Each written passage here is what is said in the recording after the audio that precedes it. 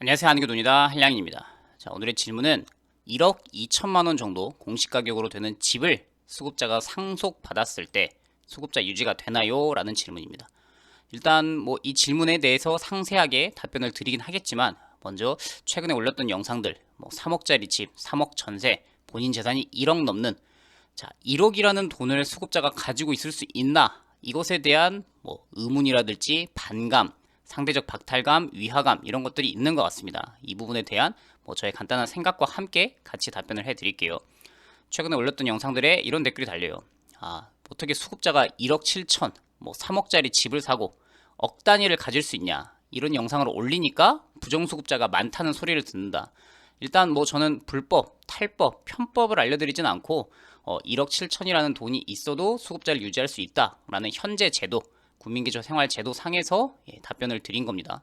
그런데 이 영상을 보고 와 수급자가 1억 7천이나 돈을 갖고 있는데도 기초수급을 유지할 수 있어? 라고 몰랐던 사실을 알게 되는 또 수급자에 대한 인식에 대해서 좀 안 좋게 보는 사람들도 있을 수 있다고 생각합니다. 예를 들면 이런 거겠죠. 수급자 재산이 1억이나 된다고? 수급자가 자동차를 몰아? 외제차를 산다고? 해외여행을 간다고? 본인 집, 자가집 집이 있는데도 수급자를 할 수 있어? 수급자가 고졸, 대졸이 아니라 대학원까지가? 아니면 돈이 남아서 주식 투자를 해? 정부에서 주는 세금으로? 이런 생각, 편견이 됐든 아니면은 정부에서 주는 돈으로 어떻게 호가호위, 호의호식 하냐라는 시선이 있다는 거 알고 있습니다. 그래서 이분들의 의견은 아마도 이렇겠죠. 국민 세금으로 사는데 여유가 있네. 이 여유. 와, 이런 정도가 가능하다고? 안 되겠다. 기준을 더 엄격하게 만들자. 이런 생각을 가지신 분들은 당연히 기준을 아주 엄격하게 만들어서 1억이 뭐야? 5천만 원, 1천만 원. 아니야. 기초수급자는 단돈 100만 원보다 적게 가진 사람. 통장 조회, 일반 재산 조회를 전부 다 해서 100만 원보다 더 없는 사람만 정부에서 돕자. 라고 생각하실 수 있습니다. 그분들의 의견 존중해요. 하지만 전 생각이 정반대쪽입니다. 이런 내용들을 보고 우리나라는 최소한의 삶 보장을 1억이 아니라 2억을 가진 사람도 정부에서 절대 빈곤으로 보고 기초수급자를 유지해 주는구나. 우리나라가 경제 환경 OECD 한 10위권 전 세계 경제 국가라니 그렇게 기준이 완만해졌구나 라는 거를 저는 알려드리는 게 더 좋다고 생각해요. 우리나라가 최소한의 삶의 보장을 판단하는 그 기준이 1억이 아니라 이미 서울은 9,900만 원 있어도 수급자 되는데 문제가 없죠.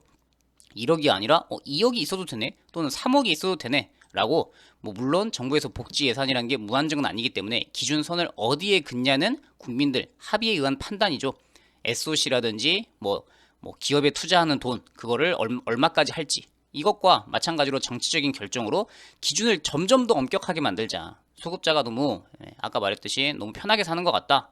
어차피 세금으로 지내는데 이분들의 기준을 지금 약 1억 정도가 아니라 한 500만 원 정도, 500만 원보다 없는 사람만 수급자를 시켜주자 라는 걸로 정치권이 합의할 수도 있고요. 반대 방향으로 좀 더 넓은 사람, 폭넓은 사람, 절대 빈곤에 빠져서 이제 당장 미래가 불투명해지는 경우가 아니고 좀 더 폭넓게 복지를 커버를 하자. 국민기초생활보장, 국민의 기초생활보장이라는 기준을 완만하게 하자라는 의견이 나뉠 거라고 봅니다. 가운데 있는 사람도 있고 더 엄격하게 하자, 더 완만하게 하자라는 게 여러 사람이 분포하겠죠. 저는 제 개인적인 의견이 당연히 이쪽입니다. 더 많은 사람이 절대 빈곤에 빠진 다음에 채무로 7년을 시달리셨어요. 이 정도는 돼야 도와드립니다.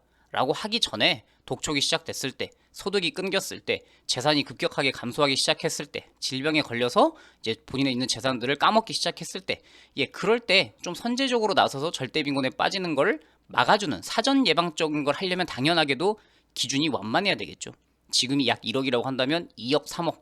그러면 이제 어떤 분께서는 복지 예산이 너무 낭비되는 거 아니야? 아니면 공산국가, 중국이나 베네수엘라 되는 거 아니야? 라고 생각하시는 분들도 있는 걸로 알고 있습니다. 근데 저의 의견과는 반대다라는 거고요. 그래서 저는 현재 있는 제도, 근데 이런 제 의견, 개인적인 의견은 그냥 정치 성향일 수도 있는 건데 이것과는 무관하게 현재 있는 제도 내에서 이미 우리가 합의가 돼서 만들어 놓은 국민기초생활보장법이라는 것들이 1억이 있다고 해서 문제가 되진 않는다라는 걸 불법, 부정수급을 알려주는 건 아니기 때문에 공식적으로 이렇게 설명을 해드리는 겁니다. 기존에 있던 영상들도 경기도의 빌라로 1억 6,800 자가 집을 소유했을 때에도 주거급여가 가능하다라고 알려드렸고요. 그 다음에 이미 우리나라 제도 자체가 재산에 대해서는 되게 완만한 기준을 적용하고 있기 때문에 기초수급자 중에서 5명 중에 1명, 약 20%는 통계적으로 5천만 원이 넘는다라는 것도 알려드렸어요. 그러니까 이런 영상을 보면 전 국민의 여론이 뭐야, 수급자가 재산이 5천이 넘어? 안 되겠다. 더 엄격하게, 기준을 완만하게가 아니라 기준을 더 엄격하게 1,000만 원, 500만 원, 100만 원 있는 사람만 수급자 하도록 정치권을 압박해야겠다라고 생각하시는 분도 있을 거고, 또 반대로는 와, 요즘 우리나라 평균 재산이 뭐 서울은 10억이라는데 5천만 원만 겨우 있다? 이걸 또 기준을 완만하게 해야겠다라고 하는 생각? 사람들이 다양할 거라고 생각합니다. 좀 서론이 길었네요.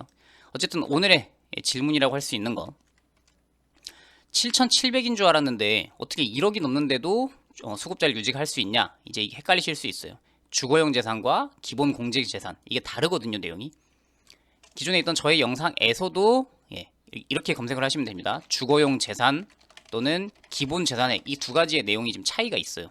뭐가 다른지 이 영상을 참고하시면 되고, 오늘의 질문 내용은 그 외 지역에 사는 수급자가 총 재산 기준이 5,300인 줄 알았는데 나중에 이제 부모님한테 공시가로 1억 2천이 넘는 집을 증여받으면 어떻게 되냐? 이게 이제 3억 전세, 뭐 아니면 3억 집 이런 얘기 때 나왔죠. 재산이 1억이 넘어도 되는 거냐? 라는 얘기예요. 기본 재산액이라는 건 이미 많이 알고 계시네요. 뭐 서울 9,900, 경기도 8,000 이거죠. 광역시 7,700, 그 외 지역 5,300. 이 재산까지는 완전히 없는 것으로 쳐줍니다. 공제라는 얘기는 빼준다는 얘기잖아요. 공제. 그래서 이 금액을 넘지 않으면 그냥 재산을 영원, 빵원 처리를 해요. 근데 이걸 넘어가면 어떻게 하냐? 자, 그때부터는 기본 재산액을 넘는 재산에 대해서는 수급자는 소득 환산을 시작합니다. 주거용 재산은 1.04, 일반 재산은 4.17, 뭐 금융 재산은 6.26%. 그래서 이 금액을 넘는다고 바로 탈락하는 건 아니에요. 가지고 있어도 생계급여가 깎여 나가지만 유지는 돼요. 수급자 자격 유지. 또 나는 생계급여를 안 받는 사람 입장에서는 주거급여 받는 데는 전혀 문제 없이 계속 또 받을 수 있습니다. 그래서 오늘의 사례를 가지고, 자, 기본 재산액은 넘는데 전체 재산이 뭐 1억 한 몇천 됐을 때 어떻게 확인이 되는지 한번 설명해 드릴게요. 이분의 사례를 보죠. 그 외 지역 공시가로 1억 2천짜리 집을 받았다. 엑셀로 정리를 했습니다. 1억 2천짜리 여기 있죠. 이분의 지금 재산이 1억 2천, 이만큼의 재산을 내가 받았어요. 그러면 서울의 경우에는 9,900만 원을 빼주는 건 알겠는데 주거용 재산 한도가 얼마인지 이걸 제가 설명해 드렸었죠. 주거용 재산. 왜냐면 공제 금액보다 넘는 금액에 대해서 계속 1.04%를 곱해서 주거용 재산으로만 인정받으면 전부 다 집으로만 소유하게 되죠. 또는 집을 가지고 있는 사람은 좀 더 여유롭게 해주자. 그래서 집에 대한 한도가 좀 더 높습니다. 1억 7,200, 1억 5,100, 1억 4천, 뭐 1억 1,000. 그래서 1억 2천짜리 집을 받았을 때 주거용 재산 한도보다 낮죠. 여기는 낮고 1억 7천보단 1억 2천이 낮고, 기준이 1억 5천인데 1억 2천이니까 더 낮고, 기준이 1억 4천인데 1억 2천이니까 더 낮고.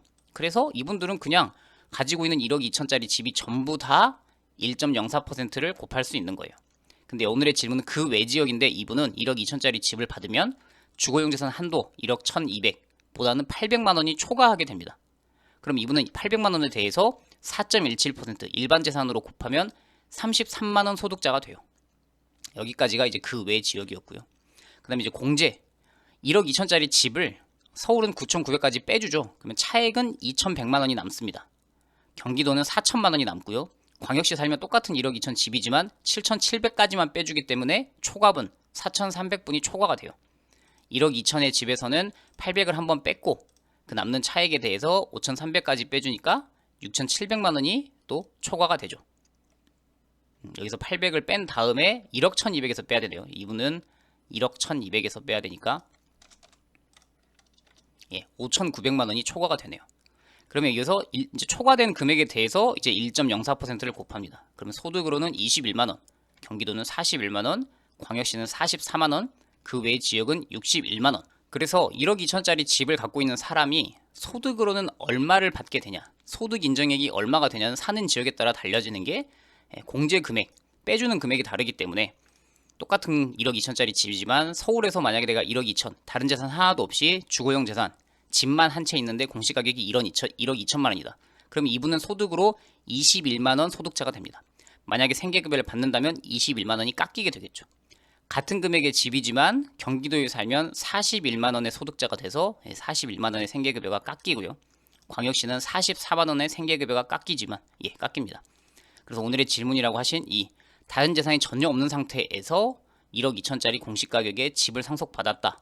그러면은 첫 번째 초과됐던 800만 원에 대해서 33만 원 소득 인정액이 이미 측정이 됐고, 그 다음으로 5,900만 원에 대해서 1.04%인 61만 원이 소득이 측정이 돼서 이 두 개를 더한 94만 7천 원이 이분의 최종 소득 인정액이 됩니다.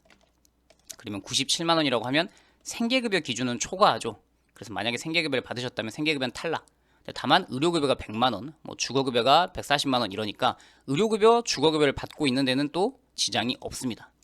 그래서 1억 2천짜리 집을 상속받았을 때 생계급여는 탈락, 의료급여, 주거급여는 유지. 이게 오늘의 결론이 됩니다. 다른 소득 인정이 없다고 가정하는 겁니다. 그래서 처음에 말씀드렸던 것처럼 기본 재산액을 넘는 재산에 대해서는 소득으로 환산하겠다. 이게 첫 번째 대전제죠. 그러니까 결국 반대로 말하면 기본 재산액보다 작은 재산에 대해서는 그냥 빵원 처리를 하겠다는 거고요. 이제 넘기 시작하면 퍼센테이지 1.04, 뭐 4.17, 6.26 이러한 각 재산에 대해서 환산율을 곱해서 소득으로 바꾸겠다라는 게 첫 번째 원칙이고요. 근데 다만 집에 대해서는 우리가 1.04라고 하는 가장 낮은 소득 환산율을 곱하기 때문에 한도를 두겠다라는 게 바로 아까 말했던 주거용 재산 한도입니다. 기본 공제 금액보다 크죠. 근데 이만큼의 재산은 다 빼주는 게 아닙니다. 이 공제 금액은 이 금액 이하이면 영원 처리가 되기 때문에 빵원 처리가 돼요. 근데 이 금액은 집에 대해선 1.04%까지만 해주는 한도를 이만큼 책정해 주겠다라는 거예요.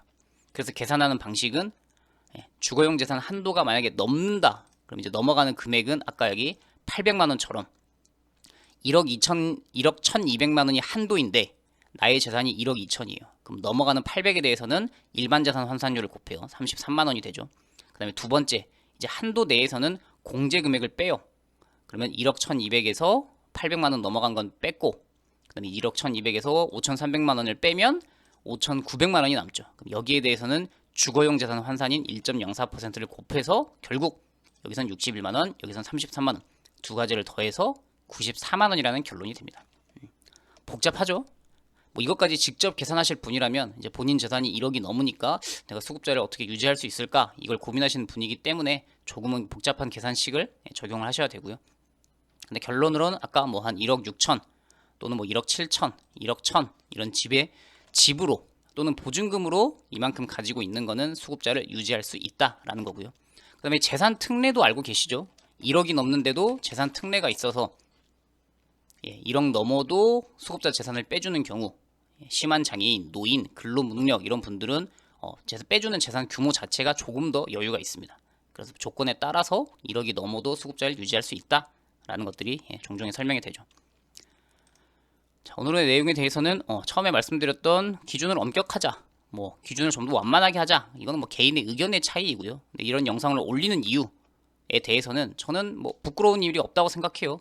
기준이 이렇게 돼 있고 내가 지금 부정수급, 재산을 은닉한 거 아니고 누구를 속인 거 아니고 뭐 재산 신고를 제대로 한 것도 아닌데 이런 기준을 갖고 있는 것에서 어떤 적용을 받으면 내가 수급자를 유지할 수 있구나라는 정보 전달, 그리고 전체 수급자가 있다면 뭐 당장 쓸 100만 원도 없는 사람부터 5천만 원이 넘는 재산, 1억이 넘는 재산을 갖고 있는 사람까지 이 스펙트럼이라고 하죠. 다양한 기초수급자의 모습이 있기 때문에 어떤 분은 뭐 주식 투자를 고민하시는 분, 이제 탈수급을 고민하시는 분, 아니면은 재산을 물려받으신 분, 그 다양한 사례에 대해서 답을 해드리는 게 제 영상의 취지입니다. 그래서 도움이 되시길 바라고 또 다른 유용한 정보 있을 때 찾아오도록 하겠습니다. 안녕히 계십시오.